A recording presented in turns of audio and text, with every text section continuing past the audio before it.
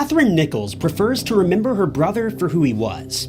Jim Duckett loved horses, and in his younger years, loved doing impersonations. Catherine says he was an amazing uncle to her children, but a thorn in her side as well, just like most younger siblings. He was also a great listener, but Catherine tries to forget the final memory that she has of her brother.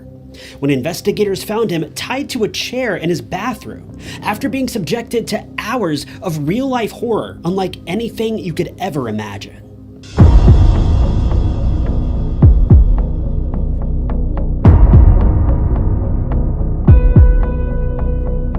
Though he may give the impression of being a calm, quiet man who would never harm a fly, Jim Duckett actually had a history that was, in all honesty, pretty surprising.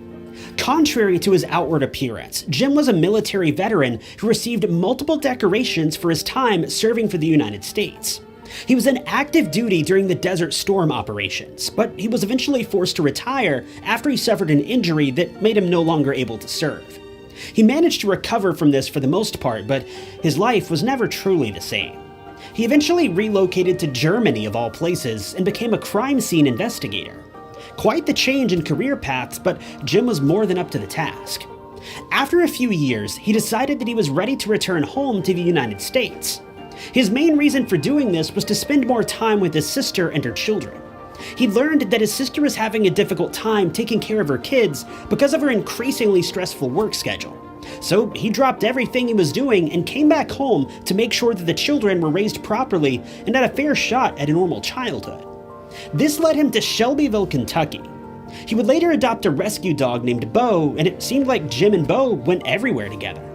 According to Catherine Nichols, Jim's sister, he was one of the kindest people that she had ever known, and his actions and history certainly seemed to prove this.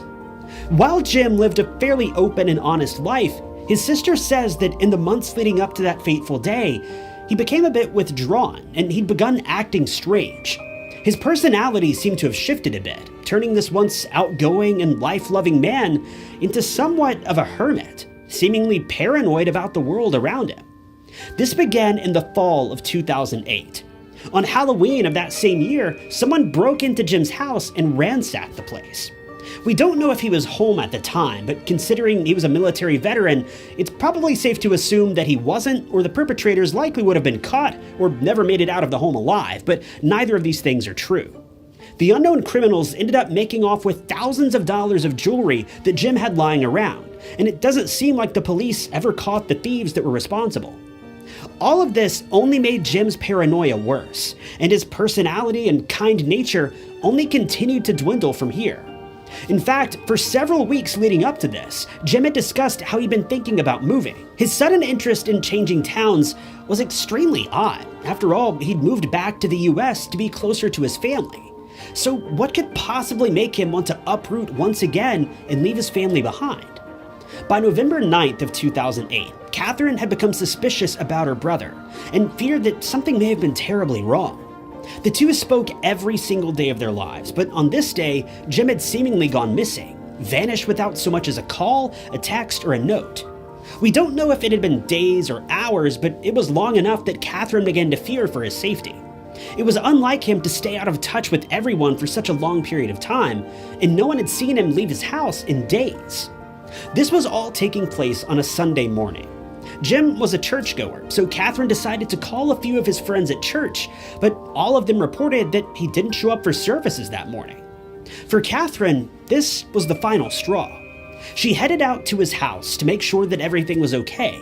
When she arrived at his house, she immediately noticed that his car wasn't in the driveway, which was yet another odd occurrence, as he didn't mention traveling or having any errands to run, and Catherine and Jim shared every detail of their lives up to this point. Catherine says that she walked all around his house that evening, but she didn't see anything out of the ordinary. There were no signs of a second break-in, nor any reason to believe that anything was wrong. She knocked, but there was no answer.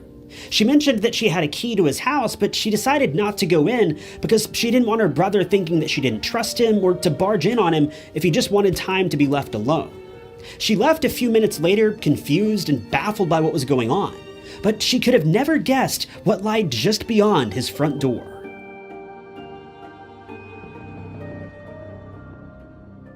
By the following day, Catherine had enough. She was still unable to get a hold of her brother, so she went back to his house to look around once again. This time, she decided enough was enough, and she went into his home to see if she could find any clues about what was going on. She made her way through his house, into the master bedroom, and eventually into the master bathroom. This was when she made the discovery that would haunt her for the rest of her life. She found her brother, but not in the way that she had hoped. When speaking with a local news organization, she mentioned how she remembered Jim's bathroom being white from ceiling to floor. White tile, white walls, a white shower, everything. But on this particular day, there was no white to be found, only red. She began to scream and immediately called her sister.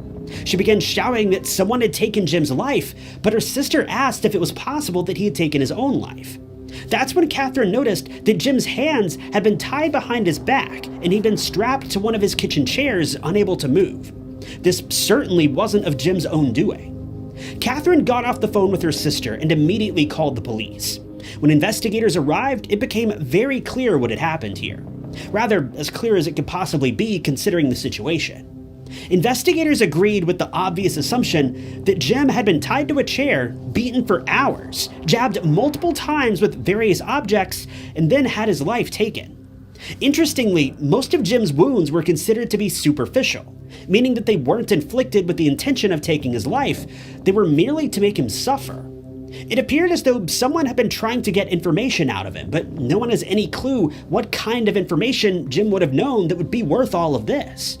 We also don't know if Jim ever let that information slip, but considering his background and the aftermath, it seems safe to assume that the assailants never found the answers they were looking for. But one interesting side note is that even though the criminals were remarkably cruel toward Jim, his dog was found locked in a separate room of the home, completely unharmed. Police say that they were never able to determine why all of this had happened, or specifically when. All they revealed is that Jim appeared to have been tied up in his bathroom for a couple of days at least. As investigators worked to collect evidence and clean up the crime scene, they decided to take several samples of the DNA found all around the bathroom in order to confirm whether or not all of it belonged to Jim. The details of this information are a bit difficult to understand, but from what I can gather, police were able to retrieve DNA that didn't belong to Jim, but I'm not 100% certain about this. Investigators spoke with Catherine again a few days later and said that after running a DNA analysis, they expected to have someone in custody within a matter of months. But it's now been 15 years, and officers are no closer to getting this case solved. The Duckett family was obviously desperate for answers, with many of them beginning to wonder if the crime on Halloween could have somehow been related. As far as investigators have said, the Halloween crime was totally random and the thieves only wanted to make off with valuables that Jim had around his home. But if you ask me, and this is purely a theory, it's possible that the Halloween crime could have been much more than investigators initially believed. If someone was truly after Jim, and someone had been paid to track him down, the Halloween break-in could have been in an attempt to confirm that Jim was, in fact, the man that they were looking for. Just think about it. If you're hired to take someone out, or at the very least locate them, wouldn't you want to confirm that this was the right guy before taking his info back to your boss? And what better way to do this than to break into his home and find documentation to prove his identity, staging it as a robbery as you go? The timeline here is just too strange for all of this to merely be a coincidence, but again, that's just my opinion. But footage from an ATM just a few miles from Jim's house may have provided investigators with answers.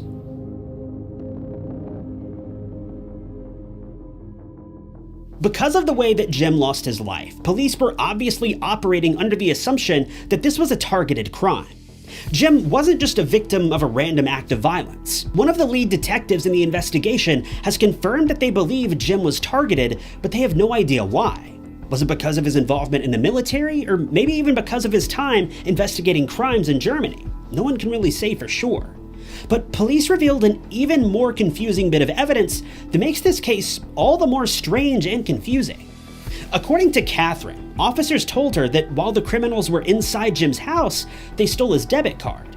The only thing about this that's unclear is whether the first batch of criminals stole the card or the second batch stole the card, but the context here leads me to believe that it was likely the second batch that stole it, the batch that tied him to the chair. What's strange about this is that after the criminals had the card, they didn't just drive to the nearest ATM and drain the account. Instead, they stole Jim's truck and drove all the way out to Jim's personal bank to make the withdrawal. Mind you, according to Catherine, Jim lived out in the country, essentially in the middle of nowhere. There were dozens of banks that the criminals needed to pass up in order to make their way to Jim's personal bank. So there was clearly some significance to this location, but what that significance was is unknown. But here's the craziest part. One of the criminals was captured on CCTV at the bank. The bank's cameras were pointed directly at the criminal and were actively recording at the time of the ATM withdrawal. But the lens was messed up, so the footage proved to be useless. According to one of the bank managers, the camera had recently been taken apart for maintenance, but when it was put back together, the lens was improperly installed. This caused the footage to be extremely distorted, rendering it useless to investigators. This is yet another aspect of the case that seems just a bit too perfect to merely be a coincidence. It was almost as if the criminals knew about this specific bank and this specific camera. After all, judging by what detectives and Catherine have alluded to, the criminals didn't even try to conceal their identities in the footage. It was almost like they knew that the footage would be useless because the camera had been tampered with, or improperly maintained if you believe the official explanation. Regardless, as detectives continued to work the case, they were staying on the lookout for Jim's truck. A few days later, they managed to find it about 5 miles from Jim's home. They searched the truck for fingerprints and even took DNA samples, but nothing ever came of it. Investigators said that they have followed up on several leads after this, and that dozens of people have been interviewed, but there just isn't much evidence to go on. Why Jim was targeted and why this specific bank was used is unknown, but if you could imagine, things continued to get even more bizarre from here.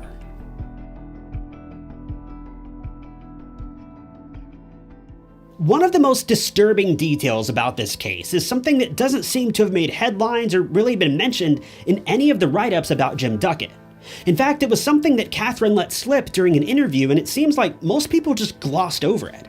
According to Catherine, Jim believed that he knew who broke into his house on Halloween, and Catherine says she believes, as I theorized a moment ago, that these individuals would have been the same ones who broke in again and took Jim's life. The only problem is that either no one is taking this accusation seriously, or the police just don't have enough evidence to secure a warrant, much less a conviction. I was only able to find one article where Catherine mentioned this, and it was only discussed for a brief moment, with no names being shared, though I imagine that was strictly for legal reasons. But the fact that this hasn't been discussed further is really concerning. Investigators say that even after all these years, police have several binders full of information about Jim and his case. The only problem is that none of this information has led to any suspects or even a motive for the crime. Catherine says that the method in which Jim lost his life has naturally led many people to believe that he was involved in some sort of underground crime ring, or that he was otherwise in possession of information that he wasn't supposed to have. But Catherine rejects all of these ideas, saying that she knew her brother better than anyone, and that he showed no signs of being involved in any shady dealings. She explained that she understands why people may have come to this assumption, but that her brother was simply too kind. Instead, she thinks it may have been his kindness that led to this crime.